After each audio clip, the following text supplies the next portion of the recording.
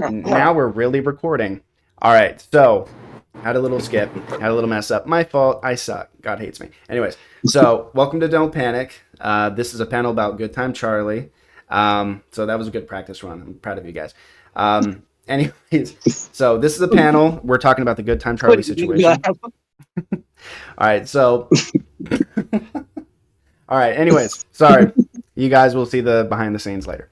Anyways, so this is a panel about Goodtime Charley, and he was a man that was falsely accused of something, and he was silent for 6 months, and there's two people directly involved, and there's two people that observing, and I'm also an observer.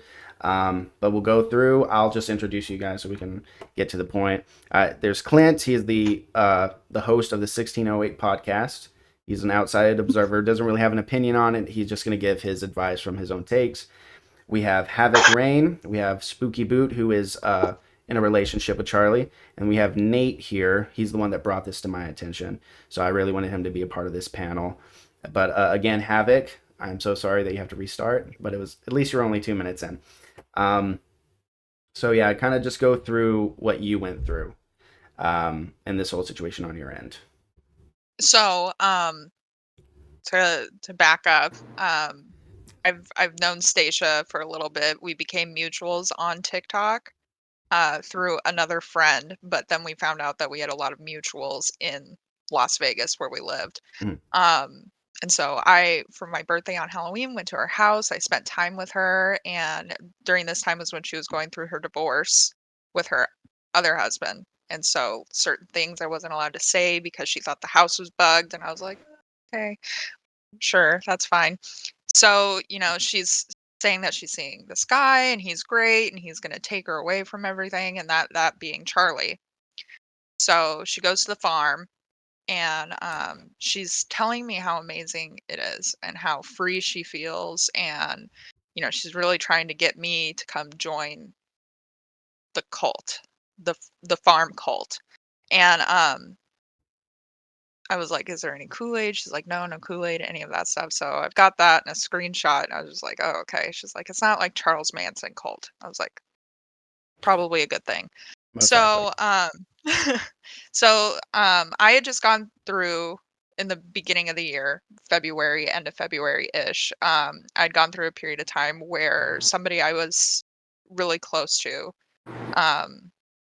I don't want to say relationship because it wasn't a relationship, but it was an emotional relationship. Had Right. just I had just found out that he had lied to me. And it wasn't like a little lie, it was like a big lie. Like there was 6 other women involved, wife, children, all of that stuff. So during that time is when Stacia was having issues on the farm, and she said that, she ended up sending me a screenshot of Charlie talking to underage girls. And at the time, I didn't notice it being doctored. I just saw his name associated with a minor, and that's what flew. So I didn't block him, but I unfriended him and was very supportive of Stacia coming out and talking about this stuff. Mm. In her comments, I would say like, "Oh my God, he's disgusting," and "I can't believe he would do that." And I was very vocal, which is why I found it important to speak up about this, especially with my platform. So, because Charlie had been unfriended, I didn't see any videos or anything about him not it's not him. Right. Until probably the beginning of this month. I was on my For You page and Charlie's live was there. And so I sat outside of the live for a little bit, contemplating if I wanted to go in because, you can see who pops in. And I was like, fuck it, whatever. So I went in, and he immediately saw me. And he's like, Havoc, before you even say anything, I need you to go look at this website. And so I went and looked at it, and I was like appalled. I was appalled, and I was like I said in my video, I was so disappointed in myself for not seeing any of the correlations between any of that stuff. So I made a video apologizing on my behalf for even associating with somebody who could be so malice, you know? And I'm very about accountability and like not just listening to victims, but being a victim supporter. So I supported Stacia through her fake victimness, and now I found out that it's not true. So now my job is to support Charlie. Well, that is something that I wanted to mention and bring up too. Um, we have the proclivity to, when we see something at face value for what it is, we want to believe it. I think that's our human nature, to protect people or want to disassociate with people that might cause harm. And at the time, yeah, you could have looked into it deeper. You could have done a little bit more investigation, but people, we're not robots. We're not going to always run off logistics and probabilities and all this stuff. We're going to run off of emotion. No matter, even the red pill guys who say think logically, facts don't care about your feelings. Okay, well, in the real world, we run off of that. That's what our biological makeup is. We're going to look at something and react to it accordingly.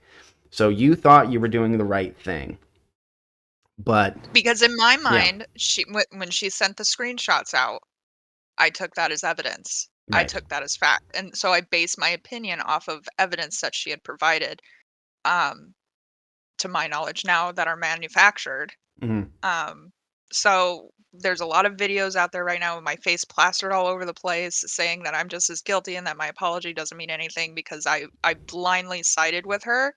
But I did at the time have what I believed as evidence against Right. Charlie. But Well, that and Well, is, if and I may, go swept ahead. up and stuff. Yeah. Oh, and if I may not to cut interject. Oh, sorry. Go ahead. Go ahead. Sorry. and not to cut you off there, but as somebody who is very close to this situation, I know I don't need to tell you don't listen to those people who say that your apology means nothing, but to the people that it matters to the most, it means the world. Right. And we don't hold anything against the people who were manipulated and they didn't have any reason to question it, beyond just like the emotionally charged aspect of, what you feel when you see the contents of those fake messages. There's no reason for most people to look into it any further. So to be able to come back to it with a different perspective and to add to the narrative in a way that does give voice to the other side of the story, that's all that matters to us. So no, those apologies aren't without weight. They're not fake. They're not bullshit. It's not for clout.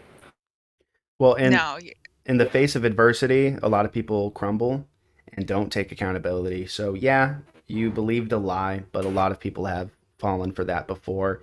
For you to actually stand up and say, "Hey, I was wrong. This is something that I shouldn't have believed in." At the time I thought it was the right thing to do, but now I know what's actually right. And for you to correct that and do what's responsible, that says a lot about your character and your integrity. So your apology does mean something. It means a lot. It could be an example to someone who has, maybe made a mistake in believing someone they shouldn't have, and could give them the courage to own it and come forward and talk about it themselves. So that's a really good thing that you did. Don't undersell it, right? What you did was important. When Um, when I went through Charlie's videos after I had found all of this stuff out and I was looking and seeing all of the things, um, about how he had been silenced. And I think that's what powered me to make the video also, was because his voice had been silenced, mine hasn't. So I used my privilege of my platform to give Charlie a voice.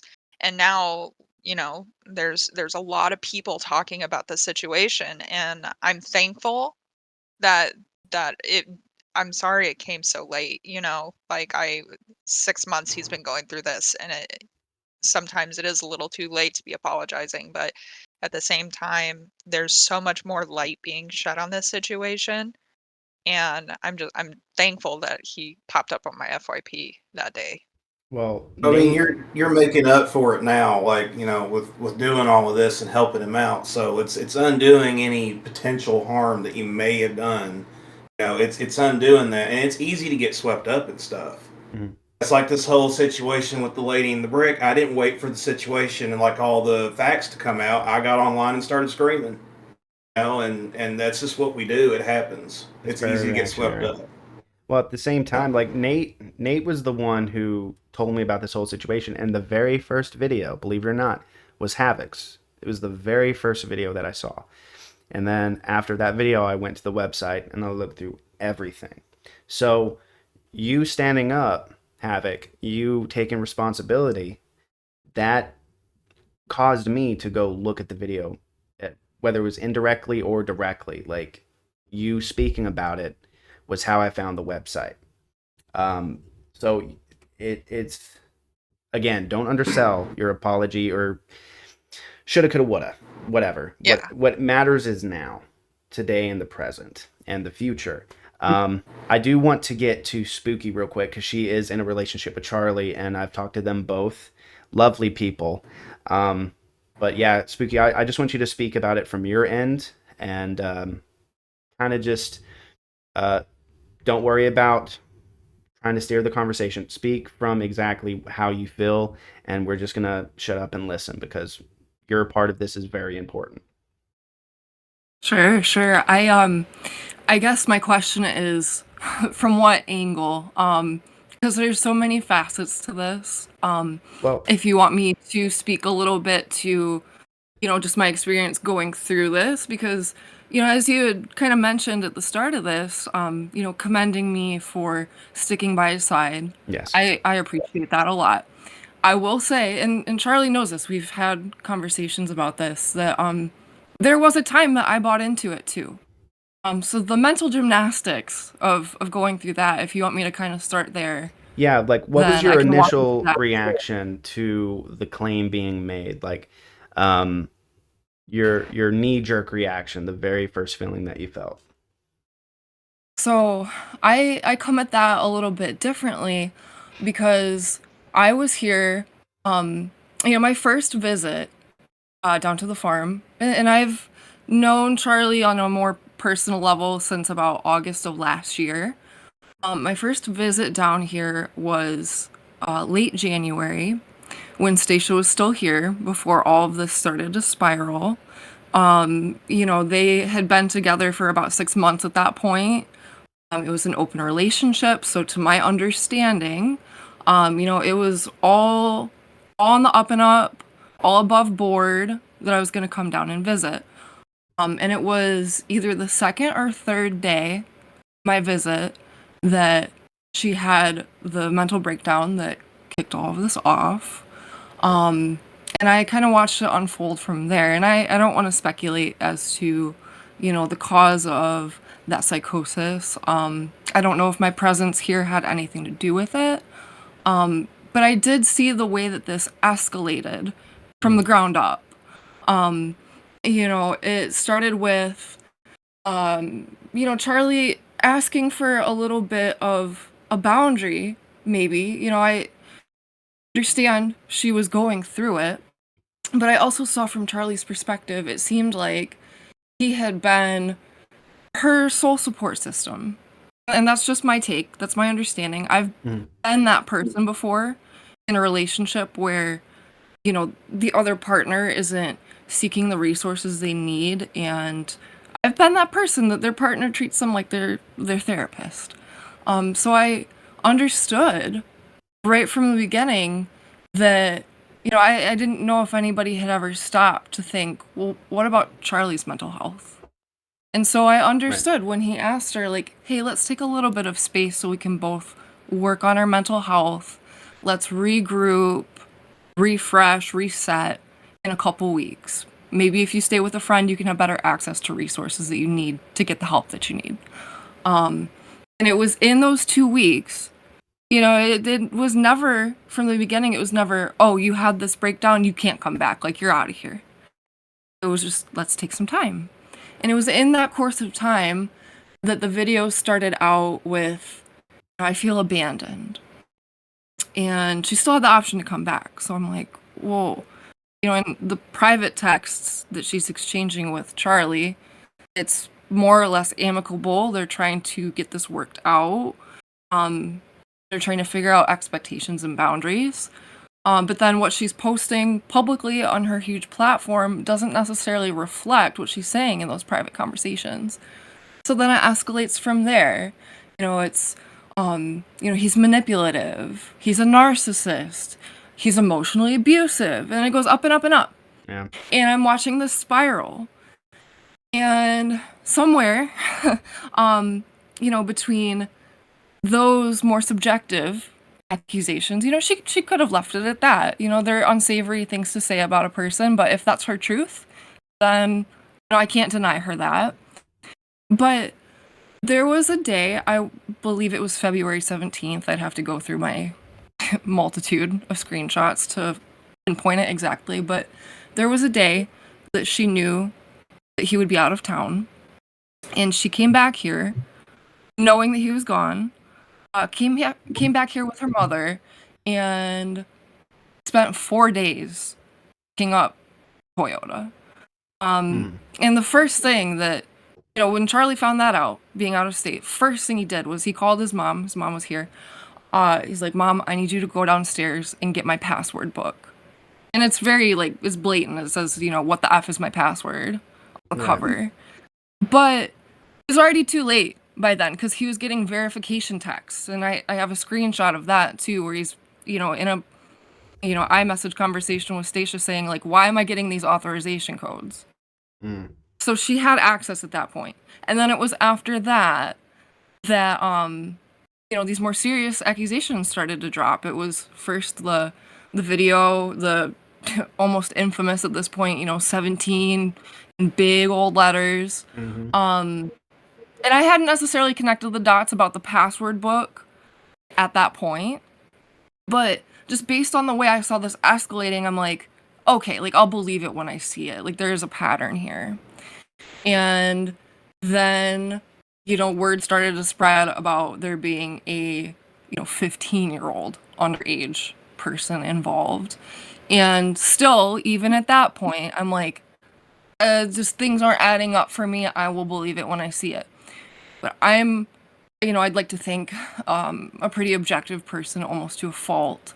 And so when somebody, third party, reached out to me, who was a mutual of all of us, and I won't name them because I don't know where they stand on the situation. I think that they had the best of intentions, but they said Stacia has screenshots. And so it was at that point, I'm like, all right, I said I'll believe it when I see it. I'm going to listen. And so I had those screenshots sent to my DMs as well. And I immediately freaked out. This was now probably mid-March at this point. I had already started to move a few of my things down here just because sometimes when you meet the right person, Exactly. And I knew. And now I'm here and now I still know and I still feel confident in that. But by then I had already moved some of my things, and so when I saw those screenshots, of course I'm focused on the contents first. And I start spiraling right away. And again, Charlie knows this, but there was a time that I was ready to show up here with a police escort if I needed to collect my things, because some of them were very sentimental. But as I was trying to get kind of my plan together for how do I approach this is not good. I'm like, I want out, obviously. It took me a couple days to collect my thoughts, and it was in those couple days I came back to those messages. And having the background that I do, I have a video about this on TikTok, but I've seen it. I'm about 7 years into my Photoshop career at this point. I do Photoshop, graphics, social media all day, every day for my job. So once I started to notice one thing wrong about those screenshots, I noticed a lot of things that were wrong about those screenshots. And then I realized that, if you pull up the first fake Instagram message generator that you can find on Google, they're a lot closer matched to that than they are a real Instagram message. So from that point, it was just me trying to figure out, okay, how much of this is Stacia's truth, how much is Charlie's truth, and how much is just the truth. I was confident that the screenshots were fake, but everything else is more subjective. I'm like, where on the spectrum does the truth actually lie? So I came back here, kind of playing both sides at this point, but I came back here and I was ready to still kind of sneakily collect all my things if I needed to. But something in my gut told me it's not time to let go yet. Because I already knew that the screenshots were fake. And something about seeing him face to face in the midst of all of this, seeing just like the honesty and the integrity of the hurt that he was feeling with all this being so fresh. I'm like, I've got to stick around. Like, I'm not ready to just wash my hands of this. I'm going to see this story through to the end. And now we're here, and a lot more a lot more has come out in the course of all these events. So that was kind of that was my process as far as maybe looking at this a little bit differently, maybe catching on a little bit earlier than other people, but I have a very specific background that affords me the ability to do that, and I was tricked too. So I definitely have a lot of understanding and sympathy for people who maybe just saw this on their feed and they're like, I don't want anything to do with this. I'm out. It's going through that, I couldn't even bring myself to even imagine how traumatic that must feel. The second guessing, wondering if you made the right choice, staring through all of that stuff. It must have been very difficult. And something that I wanted to get into here, and I forgot to mention at the beginning, this panel is not to shed a light on this stereotype that women are lying about abuse, that it's the majority of women who are coming forward, they're lying, or they're not telling the full truth. They're upset. They're trying to get revenge. Even if you look at FBI statistics, the rate of false allegations is extremely low. It's in the hundreds of thousands, I think, but that is still a small number compared to the majority of people who come forward. And I think that's my issue, and I think that's your guys' issue as well, is when someone wants to lie in order to hurt someone or to put them in a bad light because they feel like they didn't get their way or they feel legitimately hurt. What that does is it hurts actual victims because the time spent, it was 6 months, the investigation, right? Yes. Around that time, that could have been 6 months of police attention on an actual case that was legitimate. And now we don't know how many people this could have hurt. I hope a lot of people weren't hurt through this, but that's what people don't realize when they want to make false allegations, is that the goal is to hurt someone. That's the obvious goal. But the side effects is you're causing a potential immeasurable amount of harm to actual victims that don't get their stories heard. And I would feel that it makes them feel like, oh, no one's going to believe me because look at how many stories are coming out.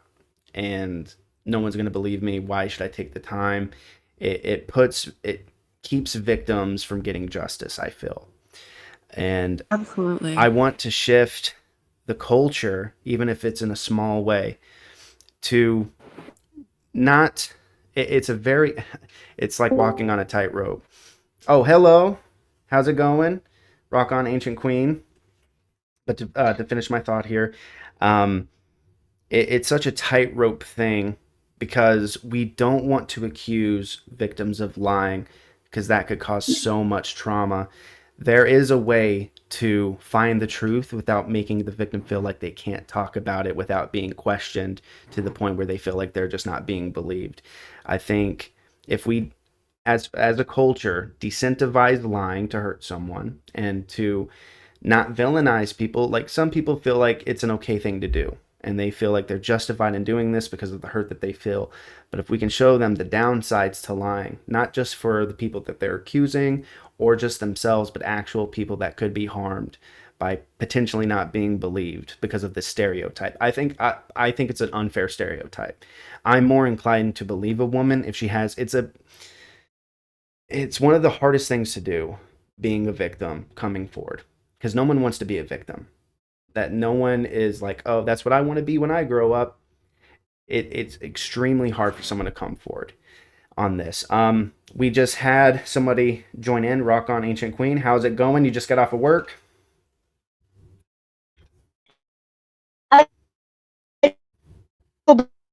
about that. So I think there's an audio issue, but we will still have you in here until you can get like a better Wi-Fi signal. But we thank you for coming on. Nate, are you still there, Nate? Yes, sir. So yeah, you're the one that introduced me to the whole entire thing, and just from an outsider's point of view, what is your whole take on this whole situation? Okay, so all right. Let me just start off by saying I'm typically a very water off a duck's back kind of guy. Mm. So even in a situation that I think is really messed up, I'll be quick to, say, hey, let's get the word out, stuff like that. But what really got me on this whole story wasn't just what happened to Charlie and what happened to, I'm sorry, Rockstar, right? What was her name? Rock on. Rock on. Egypt. Yeah. Rock on. I apologize. It was. There was a video that was posted in response to the evidence that was given, and it was the most snarky video I'd ever seen someone make in response to being given evidence that this guy was completely innocent. And that just that hit a button for me. That's when I was like, all right, you know what? Scorched earth. And it's just, so what? That's what they do. There certainly was a lot of glee around some of the conversation that happened here. For as serious as it was, there seemed to be some joy in the bashing that followed. Yeah. Well, and it for me, it's one of those things of, like with Havoc, you taking accountability, and let me add something real quick to this whole thing about, when you took accountability. Here's the thing. I don't necessarily blame people for instantly believing it, especially in this case when she had hacked his, account and she had sent the messages through his account. Anybody on God's green earth, if they were not aware that that was done, is going to believe that. You know what I'm saying? So, I'm sorry. Can I stop you and clarify on something? So, this might not be super clear in the way that it's laid out on the website, which I do manage that website. So it is a little bit from my point of view. I think that people look at that and they see, okay, here's the login location from West Virginia where she was at the time. Here are the messages, and here's it all coming back to her IP address. Like, oh my God, like she hacked into his account to fabricate this. But, it's actually been a step further calculated in the sense that it wasn't directly through his Instagram that this happened. Because if it was, he would have seen the notifications, he would have seen the messages, he would have caught on very quickly. But the significance of her being logged into his account was actually that it was used as source material to create these fake DMs. So, and here's an example. So, like, there's parts of those fake messages that contain parts of real messages in conversations that he had with, obviously, an adult. One thing that comes to mind in particular is him talking about the situation. He's saying, I'm done, I quit, they brought my 9-year-old daughter into this. And then in the real conversation, the person responds and they say, like, oh my God, like, are you okay? And he just responds with, like, the male shrug emoji. And then you look at the fabricated messages, and all of those components are there. They're reconstructed. They're, taken in a different context to make it sound like he's talking with somebody who's underage. But it was used as source material, and it's something that only Charlie would have had access to, Stacia having his login, and you see that login location in West Virginia, and of course the other person who was in that conversation, but that other person wasn't a hurt ex who would have the motivation to do something vindictive. And so, I know it's a small detail, Well, it's an important detail. but Yeah, it I mean, is just it's definitely an see, important like, detail. yeah, and I know that the story is complicated and it can be difficult to convey all of those details, in the sequence of events here. But I do think that by taking that material from actual conversations and transposing it over here into, again, like if you literally go on Google right now and you pull up fake Instagram DM generator, like, and then you pull up those messages, the ones that are so damning, or were so damning until we've, found out more information here. They're a pretty good match. And then you hold it up next to a real Instagram conversation and it just doesn't check out. So there was a level of calculatedness to this. Yeah. Can you guys hear me now? Yes, we can. Yes. Okay, so I just wanted to interject here because whenever these messages from this supposed minor were coming to her, she and I were actually in public together at the time. So this is like a step further for how she was able to really make this look legitimate. That these were coming through back and forth because I wasn't physically, sitting watching these messages come back and forth this whole time, but we were technically together in public. So she was, I think, banking on the fact that I would, and I did, claim their legitimacy because those were, coming to her from this supposed other account at the time. And for that reason, like that's why I was even willing to make a report as a mandated reporter to begin with, is because they had that level of legitimacy, that it seemed like that was coming to her in real time while I was there. So this, I mean, the conspiracy behind it is rather intricate and, fascinating. It's rather sinister for that level of not only detail, but the asserted effort to make it look as real as possible. It shows even more nefarious intent. It adds a whole new tinge of, and I don't want to be over dramatic here, evil. I think that's the right word. Um, Pure evil for someone to get to that mindset. And I don't know what it takes for somebody to think that's an okay thing to do, because when people do harm to others, they always have a legitimate reason in their mind where, like, oh, this is an okay thing to do because of either how I feel or how that person made me feel, a misunderstanding, whatever the case may be. Every villain is the hero in their own story, and what they do to get to the point where they want to be, it's all good. Thanos killing half the universe, that was good, but to us it's terrible. To him it was good. It was going to bring peace or something. So there's always a good excuse for people to do the things that they do that harm others. um me personally, I can't imagine ever getting to that mind state. That just blows my mind. Well, and another thing here that I kind of want to bring up, so without specifically indicating the person that I spoke with, this person was a real life friend of, this creator for decades. Went to school with them, and they, have been in and out of each other's lives consistently since that time. And when speaking with her, because I was trying to understand, what got her to that point, she kind of indicated that this was a pretty consistent pattern with her over the years, that whenever she felt like there was some sort of injustice or some sort of wrongdoing, that she kind of took justice into her own hands in whatever way that looked like. And up till this point, that friend did not feel a whole lot of remorse for the people that this was happening to, because Stacia has had a pattern of, connecting with people that maybe don't have the cleanest past or the cleanest records. Gets into circles that maybe the people are not the most reputable. So, her friend at the time had kind of believed, whenever, you sit with people with skeletons in their closet, eventually stuff comes to bite them. But I think that's really where we need to, recognize that mindset, that if this is such a commonplace problematic behavior, what point do we call it out, before it gets to this point?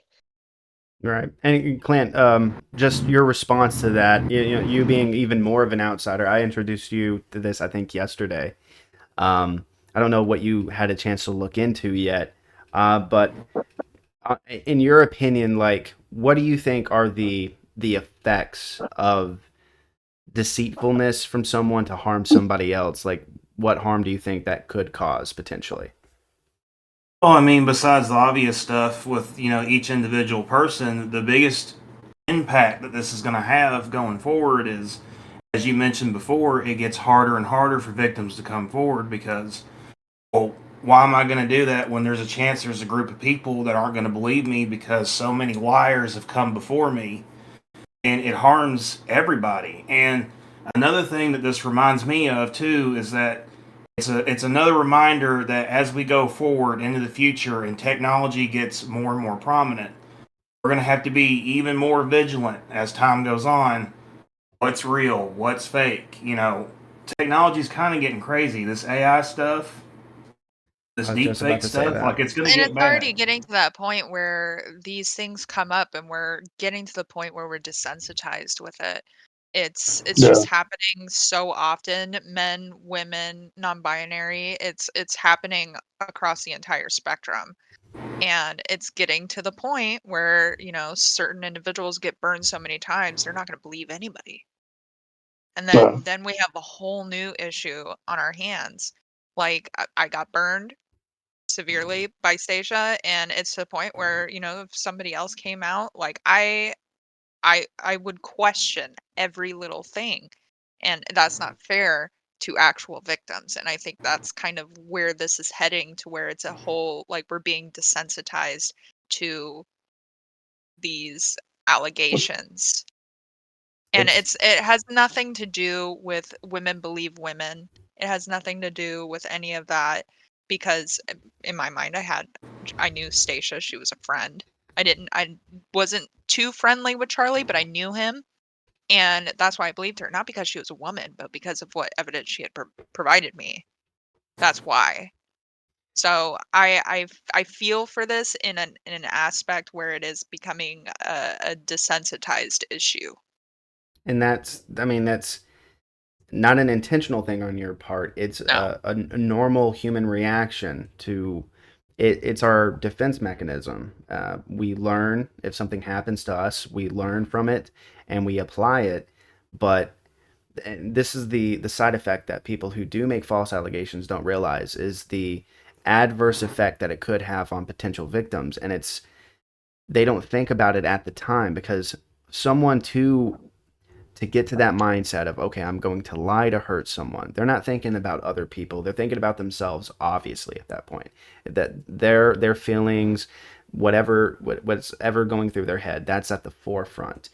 And that's why I think this conversation is important, because we're not demonizing women, we're not demonizing people who want to come forward. It's we want to disincentivize anyone that might have that mindset to lie to hurt someone. There's it's not only going to affect you or that person. There are so many other people.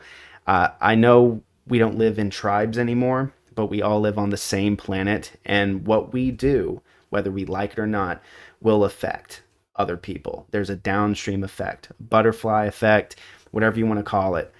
What we do, how we live our lives, affects other people, and no one really wants to accept that because, like, oh, I'm a loner, or I'm just online, whatever. We all affect each other, and we really need to start thinking about that more. I think more people are actually realizing this as an important thing to note, is that we have been separated, um, and we make each other the other. Like, oh, they're not a part of my tribe, so I don't really care about them. But tribes affect other tribes. It's how it's been for years. And living in this digital age where it's at the click of a button, you can say whatever you want to. And as long as it's thought provoking, or if you have a compelling speaking voice, or you have a great personality, you can influence how people think. And a lot of people use that for nefarious reasons. Um, that's why I really try to, with my content, and how I talk about things is not to be performative. I looked at Stacia's, all that to say this, I looked at Stacia's content and the amount of performativeness, it was like watching a movie. And just seeing that alone gave me a bad feeling in my stomach. I was like, okay, it's a serious topic, but you're not Martin Scorsese. You know, why you don't have to bring theatrics when you're talking about a claim. And I've seen that a lot when false allegations are made. A lot of them are made with theatrics. And that's also concerning as well. That's a sign to look out for, is when someone's using theatrics. I know right here, Rock On Ancient Queen, she lived with you, right? For a good time. I wanted to talk about that real quick. She lived with you for a short period of Yeah, time. absolutely. Yeah, so just a brief overview of my relationship with her. So I had followed her for quite some time just for the paranormal content. And then in April of 2021, there was something called TikTok invasion that happened in Las Vegas. And a bunch of her followers, we all went out to Las Vegas, spent time with her and her ex-husband, kind of going on the town, exploring the city. And soon after that, by fall of that year, her and her husband had some irreconcilable differences and began to split. That was kind of a pivotal point because I was friends with both of them and tried to help mediate their relationship there towards the end, and it kind of backfired. And that was really what laid the foundation for what has gotten her this far, really. Because, she was able to present some evidence during that relationship to me, and then just a couple things that I had seen with her and her relationship with her ex-husband had kind of validated the things that she was saying. And, so for me, it felt like there was a very significant amount of truth that came, throughout that situation. But in retrospect now, I'm wondering how much of this was really just a man that was at his wit's end. um, and coming into it at the end of it, kind of put me at a disadvantage for, I guess, what my perspective ended up being. But, I then started to help her manage her social media for a brief period of time. Obviously, not at all through any of this, but I had helped her develop a website and help keep her socials running while she was supposedly, in this mental health spiral and could not manage herself. I even helped as far as invoicing Discovery Travel Channel whenever she was making that paid content. She's no longer under contract with them, but without violating any NDAs here, it's crazy to look at everything in retrospect. She ended up living with my husband and myself and our 3 kids in February whenever she had a psychotic episode. This is self-proclaimed by her. I believe, Stuki was there at the time. Whenever all this happened, she claimed that there was not any help for her in Missouri. It would be 6 to 8 weeks. She wanted Charlie to help her find, a therapist, and he was like, "Listen, I don't have the energy for this. You need to try to figure this out on your own." She pitched me a sob story, not to, make this sound negative, but pitched me a sob story, knowing that in my line of work, I work with a lot of agencies, a lot of wraparound services, and I was able to get her a bed at a residential facility here locally. After her stay in the residential facility, she had Charlie say, "Listen, that's where your services are. Give me another couple weeks. This was a lot for us. And, make sure that you're stable before you come back, because that's a lot of travel to come back and then just need the services again." Mm-hmm. And that wasn't really what she had wanted to hear. And from that point, she kind of detonated, self-destructed. The back and forths continued between her and Charlie. There were some phone calls that got pretty volatile there towards the end. And then, that's when all of this really cascaded. But she stayed with us from February until June 27th, when CPS showed up at my doorstep because she had made an allegation to her therapist, had them as a mandated reporter report that she believed my husband was abusing me and our children, as well as our family pet. So that was my child's 6th birthday. That was the final straw, and she has not been living with us since. I really want to apologize for that you went through that. When we put ourselves out there to be a helping hand and to have that hand be bit, not even bit, severed, cut off, that sense of betrayal can have long-term lasting effects on someone's mental health. Um, whether you've been told this or not, I feel compelled to say this. Like, you thought you were doing the right thing, and what you went through is not your fault. I hope you know that. Um, Um, it, I have a lot of guilt, a lot of regrets, and I'm doing my best to make it right. But I'd really appreciate you saying that. well, process it with your own time. You can't take a speed way to recovery and acceptance, but just hearing that, I have to let you know that. I I hope you get to the point where you don't blame yourself and that guilt goes away. I hope it goes away very, very soon. Um, this is the problem when dealing with a narcissistic abuser. My mom, that was my narcissistic abuser for a very long time, and a lot of the things that I've heard on everyone's end, from Spooky and yours, it resonates with me very well. Someone who, it seems like the world is crashing around them, but what they're doing is they're sending cannonballs to the sky to shatter it themselves. And we have to stand in the shatters of everything, the damage that is caused, when a lot of the times they don't even face any consequences. Um, it's a very frustrating thing, and I blame myself a lot for, because I felt like I allowed myself, like, oh, she's my mom, I have to let this happen. And it's just, it's not fair. And I think more often than not, again, we blame ourselves, but it's I want anyone whoever's listening to this, if you've been a victim of that, just know it's not your fault. It's never been your fault. You can't be at fault if you're a victim. Things happen. We don't know what to do in the exact moment. When we reflect on it, yes, we can say, oh, we could have done this, should have done that. But at the end of the day, someone who causes you harm, that's never your fault. And I hope no one believes that it is their fault.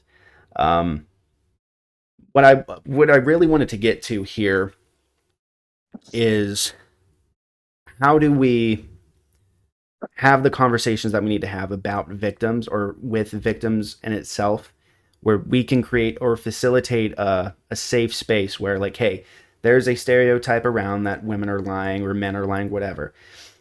How can we facilitate it to our best ability? Like, hey, we are going to ask some questions, but it doesn't mean that we think that you're lying. It's that things have happened, and we just want to make sure we get the absolute truth, so real victims can actually receive help. Um, I think with, yeah, Nate.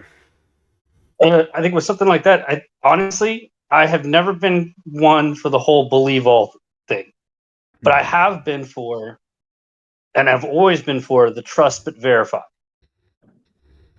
And the reason being is because when you trust, you're giving them the benefit of the doubt, right? So you're not saying, "Oh, I don't think you're telling the truth," but at the same time, when you're verifying, you're saying, "Look, I believe you. I just need to make absolutely certain." That's it, and that's not unfair to anyone, Right. no matter. And that, when people think it in their head, that's somehow unfair to the possible victim or the victim in this case. It's not. It's actually more fair to them, because then they can actually have the opportunity to come out with their evidence, or to show, hey, this really did happen. Now, in the cases where they don't have evidence, or their evidence is very lacking, yes, that can be rough. But I feel like if we want to stop, if we want to make it that much harder for liars to lie in that aspect, and to ruin it for everyone else, we have to go with a trust but verify mentality. Well, and I think in this aspect, though, there should be severe consequences Oh yeah, for absolutely. making these allegations, falsifying allegations is serious. I've seen comments on other things that I kind of am like for, like, if you're caught doing this, I'm very eye for an eye. So if you're caught doing and like falsifying allegations, you could spend up to the same amount of time in prison Mhm. as the person that you are alleging did these terrible things. That's one of the Um, issues, that when these people are caught, they either don't face Nothing happens. consequences or they get the kid gloves. Yeah, like, don't deplatform people like this. There needs to be actual justice done, because now that I've had my eyes open to the situation a little bit more, what Charlie has gone through and what his family has gone through is, you can't repair that. Be like, oops, you Mhm. know? Like, Stacia can't come on to TikTok and be like, I'm sorry. That's not, that's too little too late. Mm. She needs to um, face a legal consequence to what she's done and pay restitution, I feel. There has to be a can precedent can set. I contribute some? Can I contribute something else here? Because this is Sure. something that I don't think a lot of people are taking into account. So she came to me because I was a mandated reporter. And in situations like this, I don't, first off, training for mandated reporters indicates that regardless of whether or not there is something verifiably true or not, your job is not to investigate, your job is to report. Mhm. And this is what all mandated reporters go through. So, unfortunately for me, as much as I could say, trust but verify, as a person, that makes absolutely perfect sense. But for my legal obligations, I don't have that benefit. And that's really what has taken this as far as it took, because, I had to utilize my resources, and she knew that. And these law enforcement agencies depend on people like me to get verified reports in order to crack cases and take down real, true abusers. So there's that other component of this too, the people that not only weaponize the system by making their own reports, but weaponize the system by using people who are reliable reporters in order to substantiate their own allegations. And Well, yeah, from I mean that further damages the whole thing, especially in your case, because then it's like, I mean, you did your job, but then it enables for people to doubt your part of the job, and that's Right. not going to help anybody. Well, You and know, even more than that, that's what kept Charlie from being able to make any sort of real waves for so long, or for them to even consider taking him seriously. Because they're saying, listen, this is some nobody in the middle of Missouri, and we're getting reports from somebody who I have been on multiple um, panels for, victims' rights. I am constantly subpoenaed for court for various reasons. I'm considered a very credible witness in our circles here. So, she was banking on the fact that my report would help substantiate anything that she had said, that my allyship would substantiate what she went with. And I know that this can't be a situation exclusive to her. How many other people think this way and know how to go those routes? And seeing it in the backlash for even my family, she went to her therapist. She didn't make a report herself to CPS. She went and told a therapist all of these things that she thought and felt, and knowing that they were required to make a report, it would get taken seriously and things would happen. So, it's that mindset that, and I know that the manicured mom actually was speaking with her in DMs yesterday, and I had talked with her, and she said that Stasia's pretty much doubling down, saying that law enforcement agencies are wrong and CPS was wrong, and she has proof that they were, completely wrong, and she has all kinds of evidence to the contrary. So, it's this mindset. It's just toxic. It's poison, and I don't even know that there's a way to fix that kind of mindset. no, and just to state, the case or state what I really want to say. Stacia, release it. Whatever you have, release it. We'll examine it. I'll try not to be biased here from what I've seen previously. Release it. Spooky, I wanted to ask this in general, and you don't have to share as much as like if there's some things that you don't want to share, you don't have to. I just I didn't get to really talk to Charlie about this. I hope after the dust settles and justice is found that I can actually talk to Charlie, whether it be publicly or privately. Um, how did Charlie deal with this the last 6 months? Like, did you notice a change in him emotionally? Like, what were some things that you noticed and that also affected you as well because you are his partner? How was the last 6 months emotionally? I think she might be muted again. She may be stepping away. That's fine. We'll get back to her. I would assume that it was emotionally trying. I again, I've spoken on this before. I have had attempts. Oh, there you go, Spooky. Hi. Okay. No, you're Something fine. with I have a Yeti microphone. Oh, me too. It's like disconnecting randomly here. But it is very much day by day. Understand I went back and forth. I'm from Michigan. So from January until about June, I was making that 10-hour trip like every couple of weeks. And there was a time where it was just him here. And it's hard for me, even as the person closest to him, to fill in the gaps as far as how did he manage. Because understand, it's a big house, it's a big property. We've got animals. He's self-employed. It's a lot to keep up with, even if you don't take any of this into account. So for one person, it is absolutely overwhelming. And, to talk about the effects, it's like going through the 7 stages of grief, almost. And it varies from day to day. There's a lot of,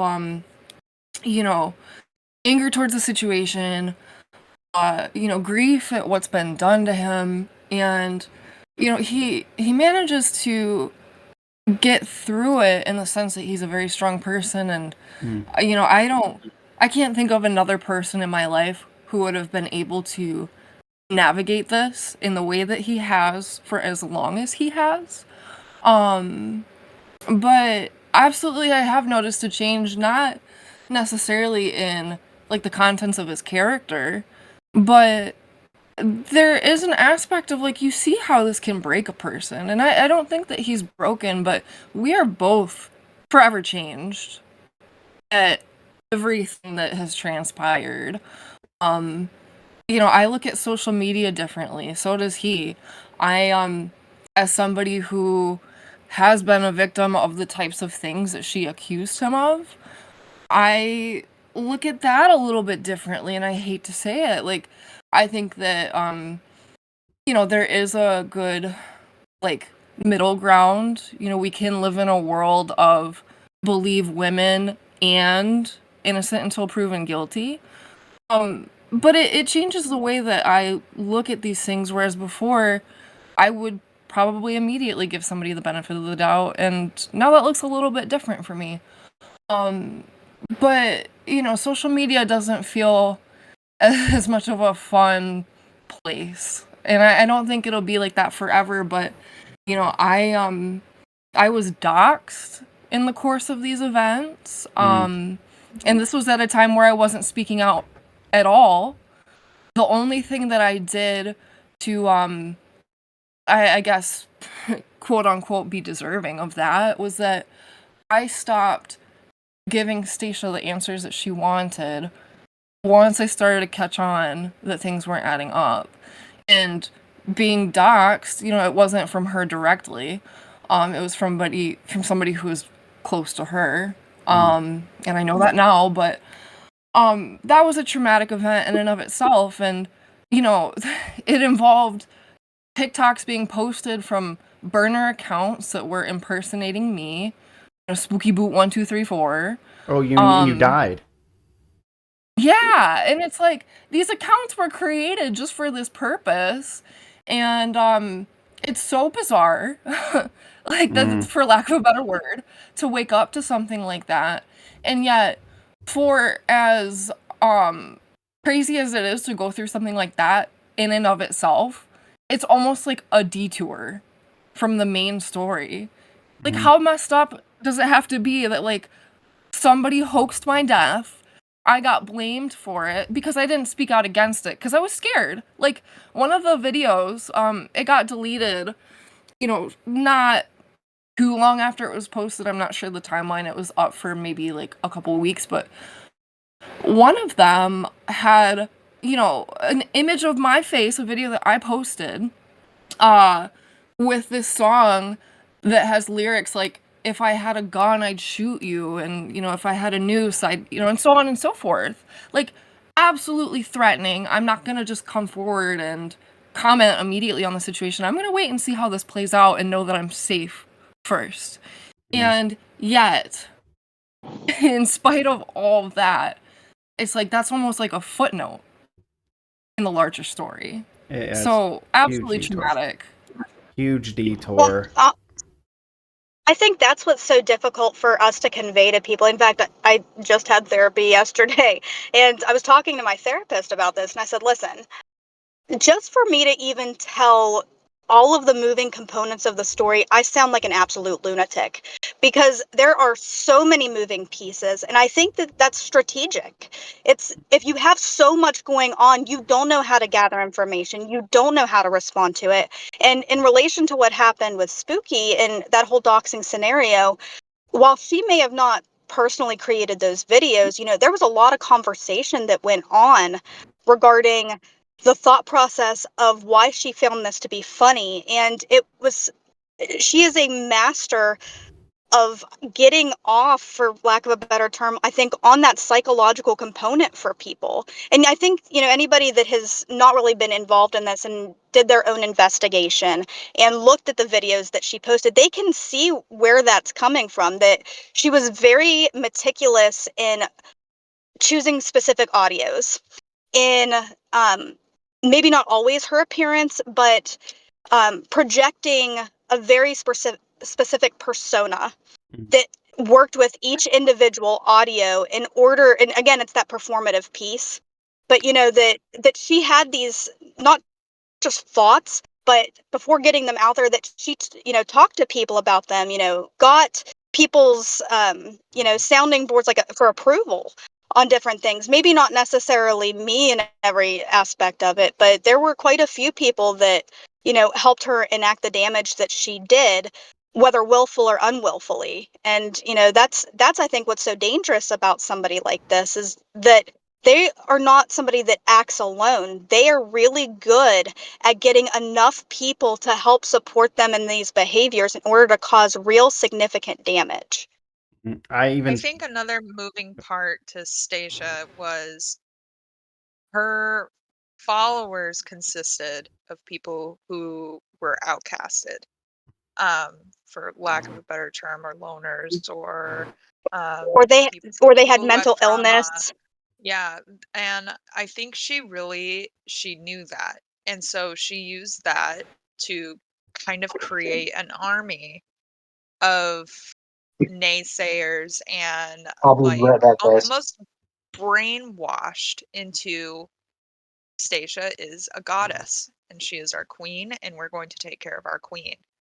And there is a demeanor there with certain body stance, I think is the word that I'm coming for, where the camera is very down a lot of the times, where she is looking down upon. Yeah, her body language, that perspective.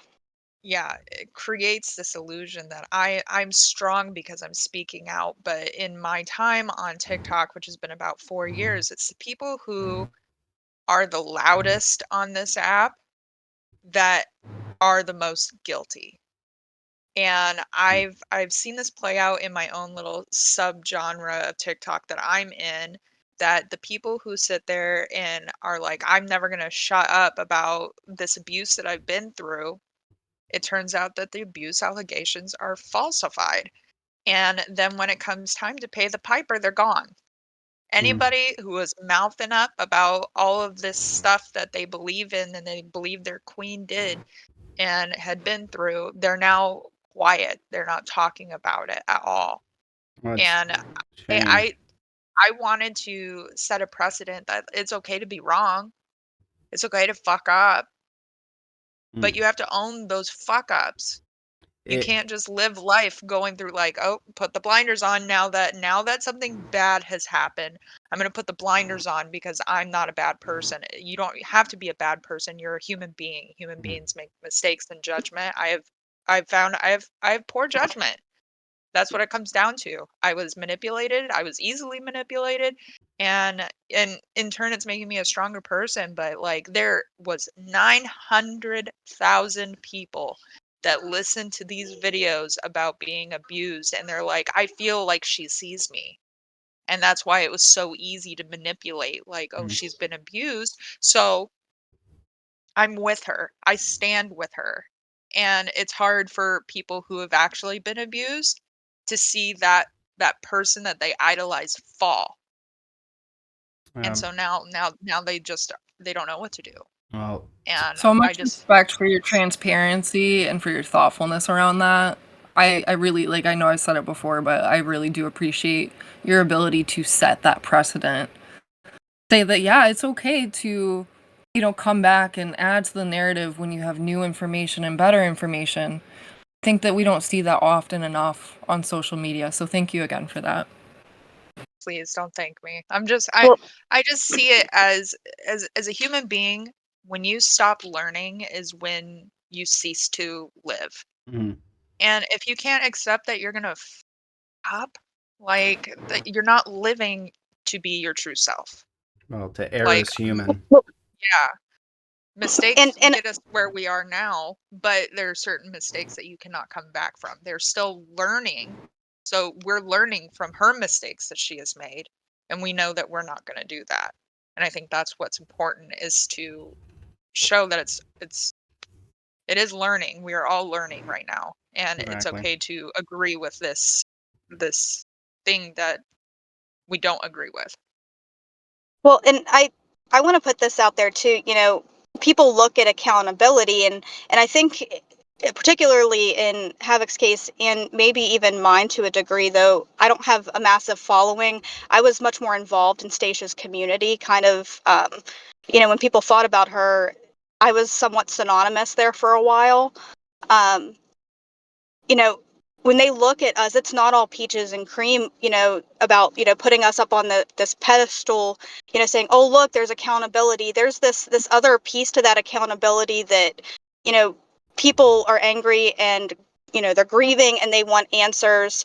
And some of the interactions, I know definitely with Havoc and, even with me, I think Spooky even saw some of this. I had tried to mend some of that harm component within the communities for things that had happened over the last several years with Stacia. And I don't think people know what to do with people that take accountability. It's like you finally have this moment where, they get this eureka, this aha. Oh, I've got somebody. If Stacia is not going to make herself visible, if she's not going to take accountability for it, and these people are willing to take accountability, all of those things and all of those feelings, I don't have anywhere else for them to go. And so, we're trying to actively mend not only the situation with Charlie, but all of these other broken hearts in this process. And it is incredibly devastating, the damage and the ripple effects that have, come from this. And I don't want to say that, it's going to be, all fine and dandy on this end of it here in, a couple weeks, couple months, couple years. I think that this is going to be something we don't see the full effects of the damage of probably for a good solid year or two. As people are starting to really recognize what happened, because, she established that following so well during that COVID era. Like, people really bonded with her in a time where all of our mental health was rock bottom. We couldn't go outside and do anything. You know, that whole period of time, people, for lack of a better term, trauma bonded, you know, with her over this period of time. And so whenever you find out that that bond that you created, that safe place you thought existed, no longer exists, what do people do with all of that emotion? And something I really wanted to point out here, I just thought of this. Stacia she's clearly a person who has been hurt, that has Yes. been Oh, through absolutely. things. And what some people don't want to come to terms with, and this is not in every situation, sometimes when you have become a victim, it becomes your identity. And some Yep. victims can't even cope with moving on from that feeling. And even when things are good, there is a self-destructive aspect to that where they will, without intentionally doing it, they will create scenarios where they can then be a victim again because they don't know how to be anything else. And I don't want to, again, this is me not saying this in defense of Stacia. I think there was malicious intent just with all the evidence that has come out, how meticulous it was. There was an evil intent there. But I do believe that there are some people who can't cope with the fact that, okay, it's been a while that happened to me, but they can't cope with, like, things can get better. Very reminiscent with my mother. She was clearly a victim when she was a child, and that bled into her raising of us and how she treated us as well. She could never accept the fact, hey, life is getting better. And she would create situations where she was the victim again. It could be the case with Stacia as well. I don't know. I hope one day I can actually have a discussion with her. But at the same time, it's the saying is true. Hurt people. And I do think it's evil what she did. But at the same time, I think talking about this, there are some people who may be thinking right now, I'm hurt. I feel like this person is the cause of that hurt, and I want them to suffer as much as me. So I'm going to say something that I feel it may not be true, but it's justified. I hope that this conversation can desensitize that decision. Like, it's not only going to hurt you, it's going to hurt the person you're accusing and victims, real victims. And this only benefits toxic men who are abusive. Because now you're giving them a scapegoat that they can go to, something that they can point out. Look, Stacia lied. So when what she's saying about me, she's lying. She's lying. Just look at Stacia. They will use this as an excuse and a reason to muddy the waters. To the point, the water is so muddy you can't see the snapping turtle about to bite off your hand. And There was the video done by Maddie, and my the boy. comment section was wild. Mm-hmm. Was wild, and that just proves it, because then they're like, oh, shocking, another woman lying, and that's where the distrust is going to start stemming from situations like this. And like you said, like, this is going to give ammo for toxic men, but also toxic women obviously do the same thing. You know, we're all human, we're all capable of doing the same thing, just, you know, you just got to be Really? in that No. mindset. You got to be in that mindset. But then, you know, you see kind of the regression in those comments. You know, this is why women shouldn't have rights. This is et cetera, et cetera, et cetera. And people were shocked that I was apologizing, and they're like, your sorries don't mean shit. Now, circling back to that. And so, you know, just seeing it, it's like, what do you want? Do you want accountability? Do you want, like, what's the substance for leaving comments like that? And I think that's part of, like, the cancel culture as well, is like, as soon as some big drama happens or unfolds on the internet, people are so quick. I was that person, so quick to interject an opinion or just empty word vomit in the comment section that they can't take back. Everybody's taking screenshots. You look dumb. So, like, I think we really need to take a step back from certain situations that we're watching unfold in real time and think about our words being put out there. because there are going to be times that you can't take the words back. And That's why, with the type of content that myself and Justin make, for example, and I don't know the rest of y'all, so I don't know what you all make, but we're wanting to add some more nuance back to these conversations and get away from this, men versus women thing. We're all at the high school dance, but nobody's in the middle dancing. We're all just on either sides of the gymnasium. We're just pointing fingers, and let's work together. And a lot of this crap would stop. Because all it is right now is just finger pointing. So I do kink talk. And there's still a lot of that in that niche, the power struggle between dominants and submissives and et cetera, et cetera, et cetera. And it's always a topic of conversation, even though to us it's common sense, but to the next person it's not. But we use creators such as myself and Stacia and you guys for almost like advice. And then we take that advice without doing any research on it. So they take what we say, they run with it, and that's kind of like what happened in Stacey's situation. She said something, and everybody took off and ran with it. Well, So and I just think on the internet we need to be so careful of our words and really stop and think about what we're saying, because who knows? Somebody could have said something, and Charlie wouldn't be here anymore. You know what I'm That's saying? scary And to so think about. it could regress to that point where you're the straw that broke the camel's back. Mm. And well, and that's an issue.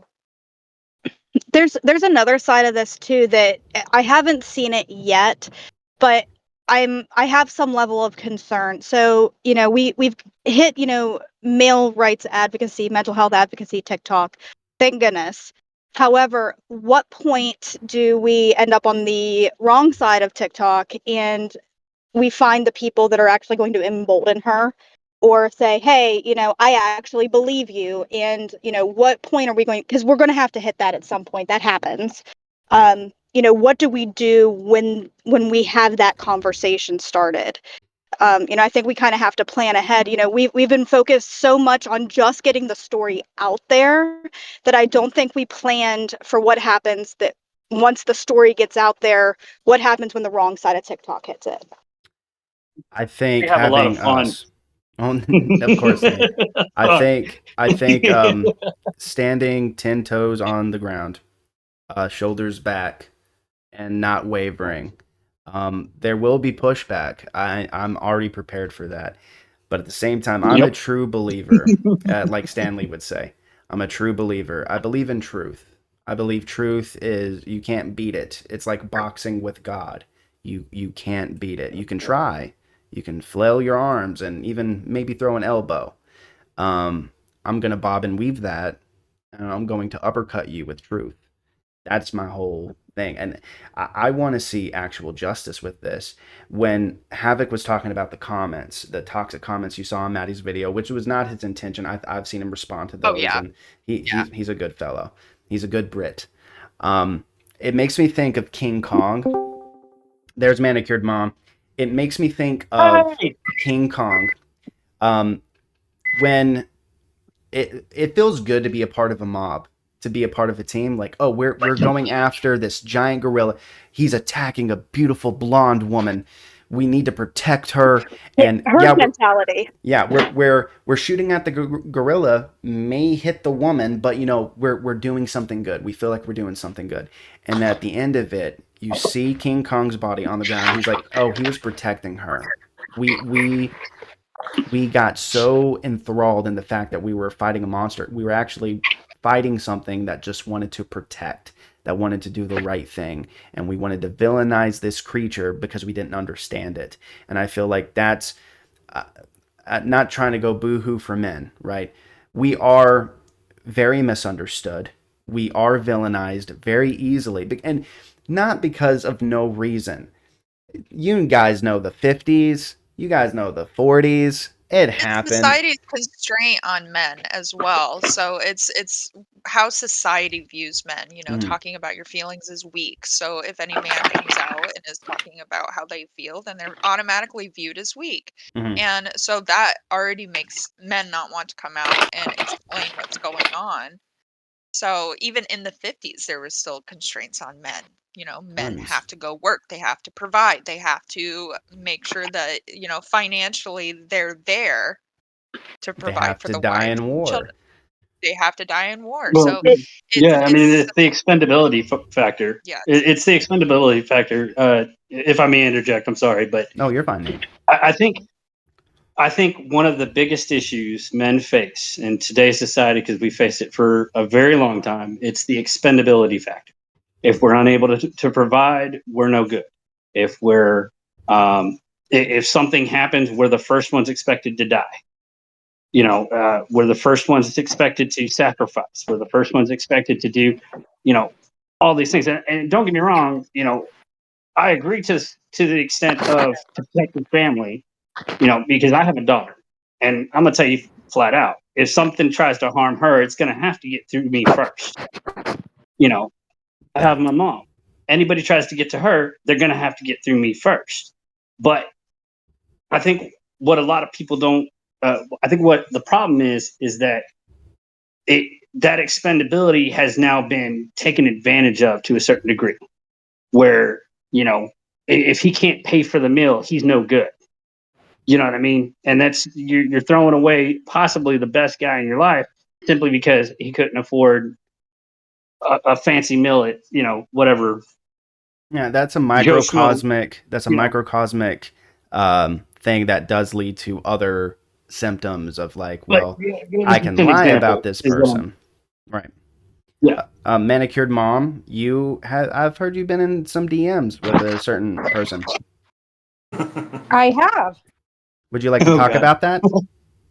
I mean, the DM conversation, which I started right off with her, she asked me, she came into my comment section and said that she wanted to correct the misinformation.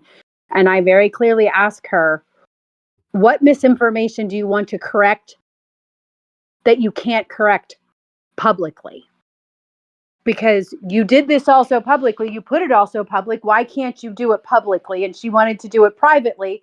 And she said in the comments, I will only do this privately, which from my standpoint is you don't want to be accountable and you don't want somebody to question you because you are not going to be quick on the draw when you're questioned on this. You're going to have to think through your answers. That is generally when somebody won't face something public that they've done public. That's my standpoint. But before I could even respond to that, because I was busy at work, she blocked me. So I couldn't respond. And then I get an email from her or a Instagram message from her wanting to speak with me and asking if I wanted. And I went right back to say, if you want to speak with me, that's fine. But why did you block me? And then I asked her why the content was up. And from then on out, it was kind of finger pointing at everybody else, a bunch of gaslighting. The general gist of it was she had a lot of compassion for me. And I was very misunderstood, or I was very misinformed. And she just wanted to help me. Well, she tried this. Wasn't it with you, Havoc? That the comment was, Yeah. "I wish you would have talked to me." So This. she had been gone, and so that was the first time anybody had seen her post anything, was that comment, I wish you would have talked to me. And her last public appearance, for lack of a better term, happened, I believe it was 3 days before CPS showed up at my doorstep. And I will say this in her defense. She probably is having a hard time getting reliable internet or somewhere where she could sit and make content right now. So, that's really what it came down to, is I think she didn't have much of a choice but to disappear for a while. My issue with the way she is responding, and even though I'm really angry at her, I can probably give her the benefit of the doubt on that. But when it's the golden hammer of the narcissist, their abuse tool is they are very loud with the lie. And when it's time to answer questions, or hey, we have some information where you're probably not telling the truth, so we want to ask you some questions, then it's like, okay, well, we need to go into a cave and we need to make sure there's no CIA bugs in there. And I want to talk to you privately, and I don't want you to mention this publicly. It's a narcissistic tool to try to, one, gaslight you into believing them, because they're still trying to tug on your heartstrings and your emotions, because we want to believe. I want to believe victims, and more often than not, I do. I'm very skeptical nowadays, but I rather believe someone and them lie to me, and then not believe someone when they're actually telling the truth. It's a scary dance to dance in this aspect, but trying to contact people, hey, let's talk privately. I know it was really loud. I set off a nuke, but come in this shelter with me so we can avoid the nuclear ash. And I just wanted to correct the narrative and not speak about it publicly. That's my huge problem with it. If you're telling the truth, okay, then be consistent with how you respond. When you're approached with adversity or questions, you should be able to speak as loudly as you did beforehand. That's my take on it. I'm still not blocked. I don't know how, but I'm assuming it's because of my followers, Mm. and because I have a lot of them. I mean, from not from her standpoint, but I don't understand why I'm not blocked, but anybody else who pipes up about it is immediately blocked. So I'm still kind of like, how is this a thing? I don't understand. You're a connection to. She's on an island, and you're a connection to civilization. Yeah. That's the only I reason. And that's gonna sow seeds of doubt within you. I mean, I don't think that's what you're going through right now, but it potentially could be like, okay, she's wanting to keep the conversation going. Narcissists they thrive off of ambiguity. They thrive off of vagueness and hearsay. It's like they're swimming in a pool of just like the most delicious daiquiri that you've ever had, and it's infinite. Um, and I think that's something that the common people who go on TikTok, who just view things and they don't create content, they don't know what it's like to be a content creator and deal with this kind of shit. They do take things at face value. And that's where it's really dangerous, because yeah, we can talk about it. We can have this panel, all this stuff, and I hope it does reach a lot of people. But there are some people that heard that lie about Charlie and will never hear the follow-up. And that could potentially cause more harm down the road. I agree with Yeah. you on that. But the two specific things that I heard last night in the conversation with her was, one, that she said that I specifically asked her, I said, so you're telling me all of this, and I'm supposed to believe some stranger from the internet that has a pattern of behavior, that has done things to, like, that has multiple people saying you've done varying dirty things to them, against two confirmed, a CPS confirmed closed case and a closed police report. Her response at that point in time was, I believe that both of those are wrong, and I would actually like to reach out to those authorities to have them reopened. So one, she admitted that she was involved in this. Like, that was like my big thing is, oh, well, we definitely know now that you've done this, even if somebody questions it. And I found that very weird. And then the other thing is when I said to her why she wouldn't do it publicly, and I get the whole point of she may not have reliable internet access, but if you can be on TikTok watching videos, scrolling and stuff, you have reliable internet access. If she could be sending instant messages for an extremely long time on Instagram and trying to forward me videos, you have internet at your disposal. So that I want to speak a little bit to what you just said there too, about how she wants to reach back out to those authorities to, again, correct whatever she sees as misinformation. In our case, as far as the police and the closed report, that department has been trying to get a hold of her, because now on our end, the scale of this, we're wanting to pursue some kind of accountability that actually matters, right? Like, this has been 6 months of harassment as we see it. been trying to call her. She has not been picking up those calls. So that's one more inconsistency. If she's in your DM saying that she wants to reach back out, she simply could have picked up the phone call. And why Right. wouldn't Yeah, she? and then If she wanted to go the whole way back with me for some reason. She wanted to go the whole way back to her ex-husband and provide me evidence of his abuse and then evidence of Charlie's abuse. And I said to her, here's my thing. I don't care about that evidence. I don't need that evidence because that's not what I'm talking about now. If there was abuse, I'm sorry you went through it. But what I'm talking about now is a false allegation that could have gotten a man killed. Like, it doesn't matter what brought you to the point. You still did the act that could have got a man killed and destroyed his life. Well, I can Like, speak on this as anything well. prior to that doesn't exist to me. So no, do not send me the evidence. That is not on the table. I have two questions for you. One, why is the content still up? And two, why is Ashley's baby still up there? And she's like, I won't take the content down because she's like, this is all public information, which I informed her was public information because she made it public. Right.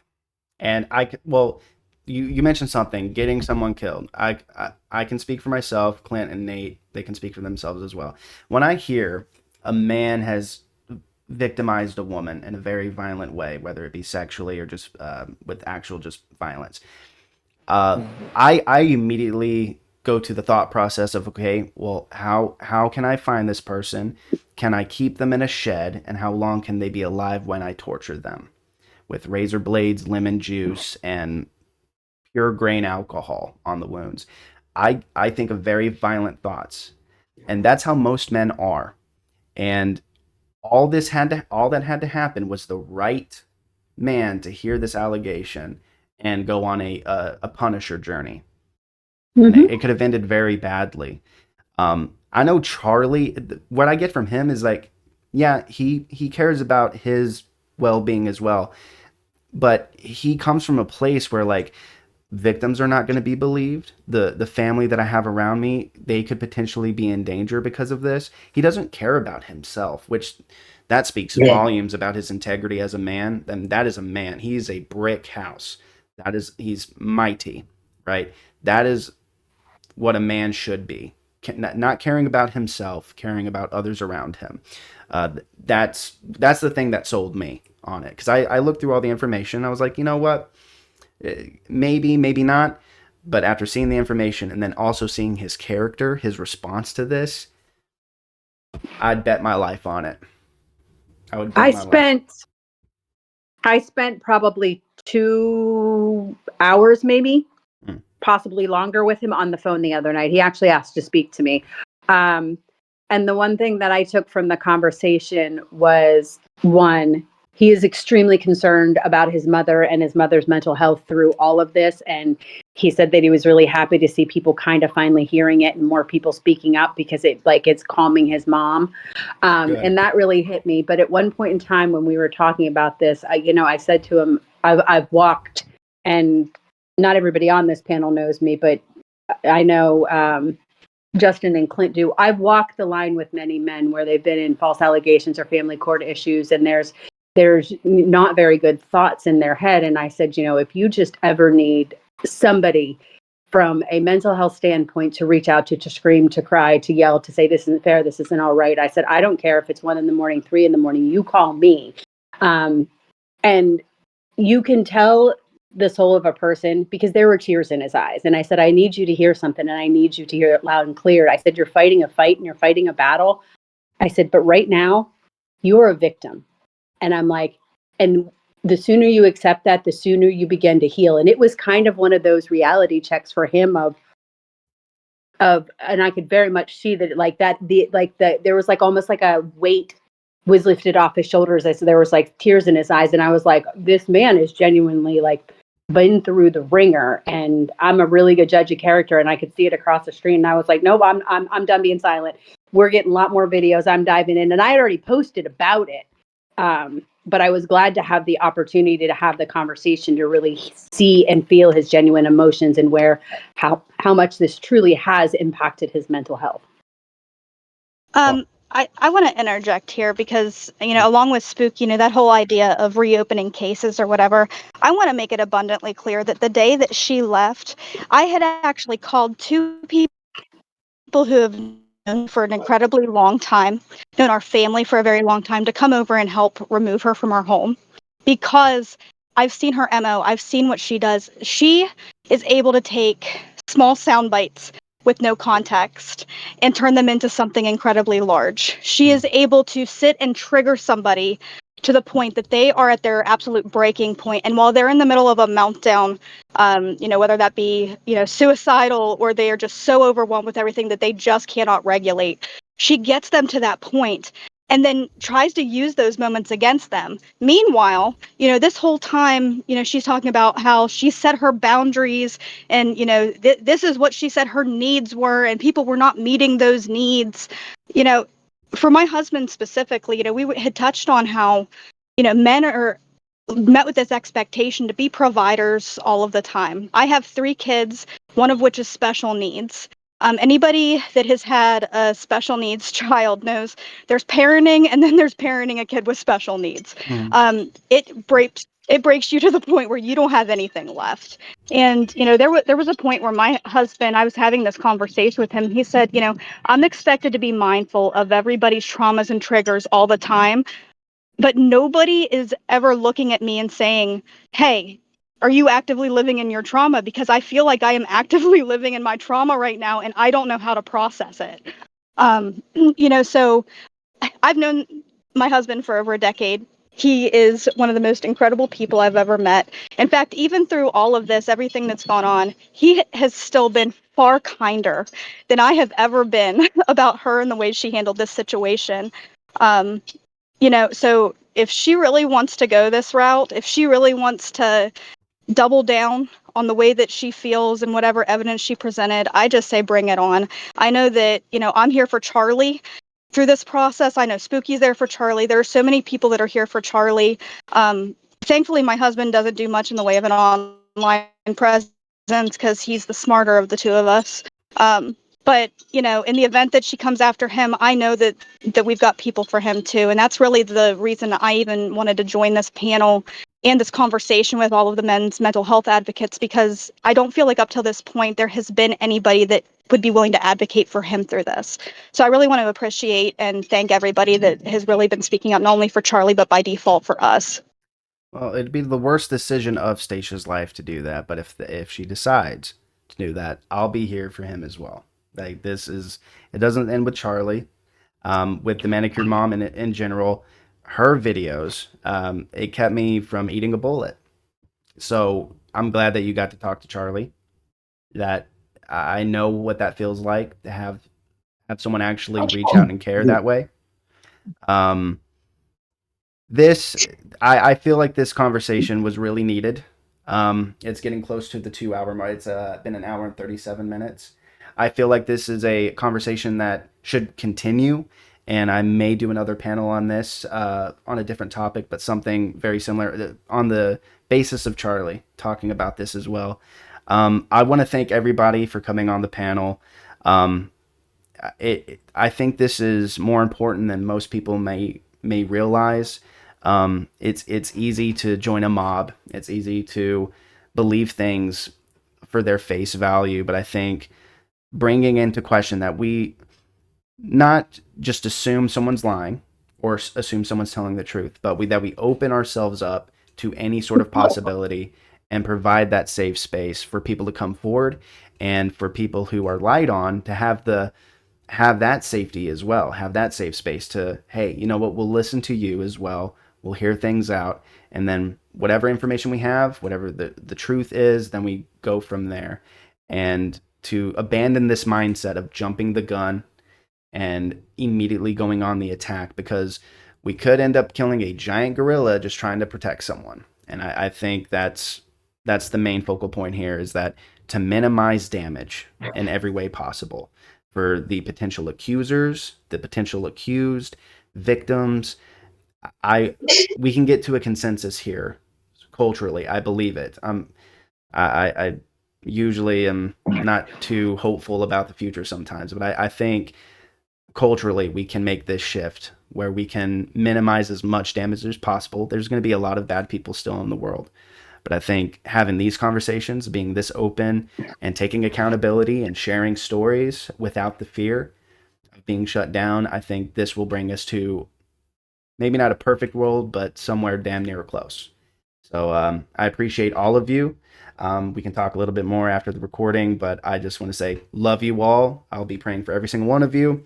And this has been Don't Panic, and this has been the Good Time Charley panel. And you guys have a good night.